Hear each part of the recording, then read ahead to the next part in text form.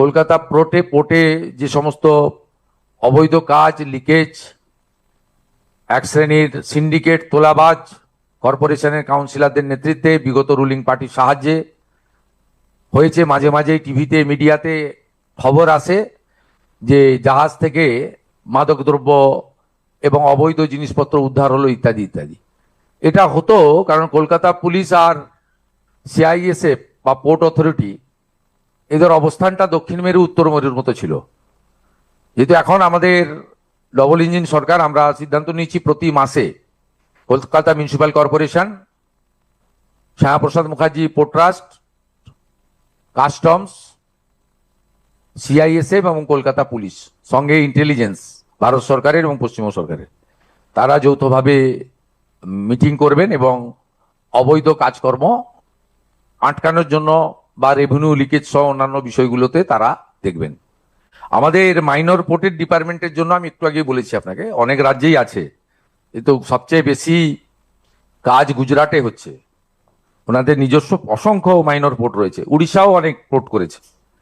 তা আমাদের এখানেও, আর মেরিটাইমের এখানে যে ট্রেনিং ইনস্টিটিউটগুলো রয়েছে তারা কার্যত নন ফাংশনিং। আমরা এই ক্ষেত্রেও মেরিটাইমের যে সমস্ত ইনস্টিটিউশন রয়েছে সেটাকে আমরা টেক আপ করার ব্যবস্থা করছি। আর আমাদের ঘাট রেস্টোরেশন এবং বিউটিফিকেশন ইন কলকাতা এবং হাওড়া, এখানেও বলা হয়েছে, আমাদের বালির বিধায়ক সঞ্জয় সিং 8টি ঘাট নিয়ে বলেছিলেন, যেটা মানে শ্যামাপ্রসাদ মুখার্জি পোর্ট ট্রাস্ট বিগত দিনে পরিচালনা করতেন। বর্তমানে রাজ্য সরকার বা কেন্দ্রীয় সরকার কেউই পরিচালনা করছেন না। সে বিষয়েও আমরা কার্যকর সিদ্ধান্ত নেওয়ার জন্য সংশ্লিষ্ট দপ্তরকে সিদ্ধান্ত নিয়েছি। শুধু আলোচনা হয়েছে তা নয়, আমাদের এই আলোচনার মধ্যে ল্যান্ড রিলেটেড, এনওসি রিলেটেড এবং সেন্ট্রাল স্টেট কোঅর্ডিনেশন রিলেটেড অনেকগুলো সিদ্ধান্ত কার্যকর হয়েছে এবং প্রত্যেকটা কর্মসূচি, প্রোগ্রাম, ডিসকাশনের ক্যালেন্ডার বানিয়ে দেওয়া হয়েছে। সেই ক্যালেন্ডার অনুযায়ী কাজ করার জন্য সবাই দায়বদ্ধ থাকবেন। এবং রাজ্য সরকারের পক্ষ থেকে শুধু পোর্ট মিনিস্ট্রি তৈরি করা নয়, আমরা একজন কম্পিটেন্ট আধিকারিককে, যেহেতু 3-4টি দপ্তরের ভিন্ন ভিন্ন কাজ রয়েছে, সমগ্র বিষয়টা মনিটরিং এবং ইমপ্লিমেন্টেশন এটা করার জন্য একজন প্রজেক্ট ডাইরেক্টরকেও আমরা করার জন্য সিএসকে আমি তাকে অ্যাডভাইস করেছি, যাতে অ্যাজ আর্লি অ্যাজ পসিবল, যাতে কিছু কাজ পিডাব্লিউডি রয়েছে, কিছু কাজ ট্রান্সপোর্টের রয়েছে, কিছু কাজ ইরিগেশন ওয়াটার ওয়েজের রয়েছে, কিছু কাজ ইন্ডাস্ট্রির রয়েছে। সেই জন্য একটা নোডাল অফিসার অর্থাৎ ডিরেক্টর আমরা বানাতে বলেছি, যাতে দ্রুত আমরা 3 মাসের মধ্যে কিছু কার্যকর রেজাল্ট পেতে পারি এবং এই অর্থবর্ষে আমাদের আজকে যা ডিসকাশন, পরিকল্পনা, ভাবনা, স্বপ্ন, সেগুলো বাস্তবায়ন করতে পারি। Thank you. আমি এই প্রাথমিকভাবে কয়েকটা বিষয় উল্লেখযোগ্য আপনাদের মাধ্যমে পশ্চিমবঙ্গের জনগণকে জানাচ্ছি। সেটা হচ্ছে, আমরা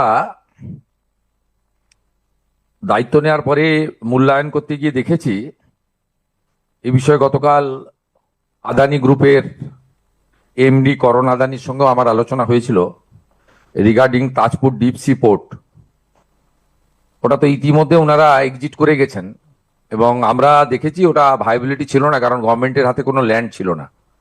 যে কথা বারবার এলওপি হিসেবে তখন আমি বলেছিলাম যে তাজপুর ডিপ সি পোর্ট কখনো দাঁড়াবে না যতক্ষণ না পর্যন্ত rail, NH connectivity, warehouse সহ অন্তত কয়েক হাজার একর জমি সংগ্রহ না হবে।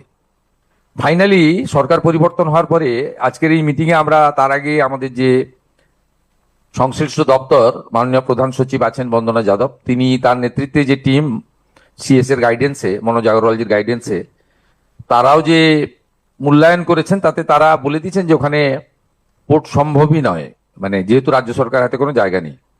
কিন্তু মানুষকে আমরা আশাহত করছি না। আমরা আজকে নতুন একটা প্রপোজাল নিয়ে গিয়েছি তাজপুর থেকে 10 কিলোমিটার দূরে দাদন পাত্র বাড়, যেখানে সল্টের পুরনো ফ্যাক্টরি ছিল, সেখানে 1700 একর ল্যান্ড রাজ্য সরকারের হাতে রয়েছে। আমরা এখন ওইটা নিয়ে এগোবো। আজকে আমাদের মিটিং এর এজেন্ডা এটা ছিল এবং মাননীয় মন্ত্রী সর্বানন্দ সোনোয়ালজি এনওসি এবং যদি রেভিনিউ শেয়ারিংও আমরা রাজি আছি, আমাদের ভারত সরকার এবং পশ্চিমবঙ্গ সরকার যৌথভাবে ওইটা নিয়ে আমরা যেটা বাস্তবসম্মত হবে, 1700 একর জমি হাতে নিয়ে আমরা এগোবো, পরে এই জমি সংগ্রহ করা যাবে। তো প্রাথমিকভাবে এটা আমরা আজকের এখানে সিদ্ধান্ত নিয়েছি। আমাদের এখনো পর্যন্ত দেশে 17টি জায়গায় ওয়াটার মেট্রো রয়েছে। কলকাতা ওয়াটার মেট্রোতে যুক্ত হচ্ছে, এটি আমাদের আজকের মিটিংয়ে মাননীয় মন্ত্রী এটা কনসেন্ট দিয়ে দিয়েছেন এবং ভারত সরকার 17টি আমাদের রিভার লাইন বা সি বেসড সিটিগুলোতে যে ওয়াটার মেট্রো লেটেস্ট কেরালামে হয়েছে, সেখানে আপনার আমরা এই শহর হিসেবে আমরা 18তম শহর হিসেবে যুক্ত হচ্ছি ওয়াটার মেট্রো। এটা শিপিং ডিপার্টমেন্টের একটি ইনিশিয়েটিভ এবং গুড প্রজেক্ট, যেটা ইতিমধ্যে 17টি সিটিতে চলছে। সাগরমালা ওয়ানে আমাদের বিগত রাজ্য সরকার যুক্ত হননি, তাদের কেন্দ্রের কোনো স্কিমেই যুক্ত হননি, তার খেসারত বাংলার মানুষকে দিতে হয়েছে। এবং মুখ্যমন্ত্রীর সভাপতিত্বে যে কমিটি তৈরি করার নির্দেশিকা ছিল, কমিটিও তৈরি হয়নি। আমরা সাগরমালা ওয়ান তো মিস করে গেছি, ওটা ক্লোজ হয়ে গেছে। আমরা খুব খুশির খবর পেয়েছি, গতকালই মাননীয় প্রধানমন্ত্রী নরেন্দ্র মোদীজির অনুমোদনে সাগরমালা 2 আমাদের অনুমোদিত হয়েছে দেশে। সেখানে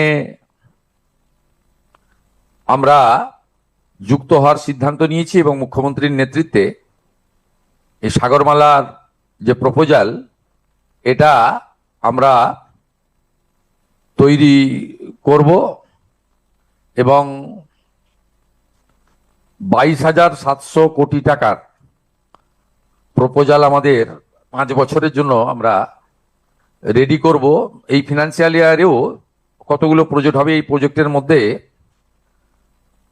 port connectivity, coastal shipping, inland waterways, coastal community development, coastal fishing infrastructure, আমাদের সাগর কাকদ্বীপ নামখানা থেকে শুরু করে নয়াচর থেকে হয়ে আমাদের খেজুরির তালপাটি থেকে আপ টু উড়িষ্যার বর্ডার উদয়পুর পর্যন্ত যে কোস্টাল ফিশারম্যানরা যে কষ্টে আছেন, তাদের ওখানে coastal fishing infrastructure, island development, যেমন আমাদের সন্দেশখালী হিঙ্গলগঞ্জ থেকে শুরু করে গোসাবা বাসন্তী, ঝড়খালি, বকখালি ইত্যাদি নয়াচর যতগুলো কোস্টাল দ্বীপ আছে তার ডেভেলপমেন্টও এর সঙ্গে করা যেতে পারে। আমাদের কালকে প্রশাসনিক রিভিউ মিটিংয়ে কলকাতার মেয়রও তুলেছিলেন, অনেক বিধায়কও তুলেছিলেন, আন্ডারগ্রাউন্ড টানেল অ্যাক্রস হুগলি। এটা মূলত এনএইচ এর কাজ, কিন্তু কলকাতা পোর্ট ট্রাস্ট বা শিপিং ডিপার্টমেন্ট এনওসি দিতে রাজি হয়েছেন। আমাদের 44টা জেটি, নতুন জেটি তৈরি হবে, তার এনওসি এতদিন ধরে শ্যামাপ্রসাদ মুখার্জি পোর্ট ট্রাস্টের কাছে পেন্ডিং ছিল। তারা আমাদের 41টা এনওসি আজকেই দিয়ে দিয়েছেন, আর 3টে এনওসি আন্ডার প্রসেস আছে।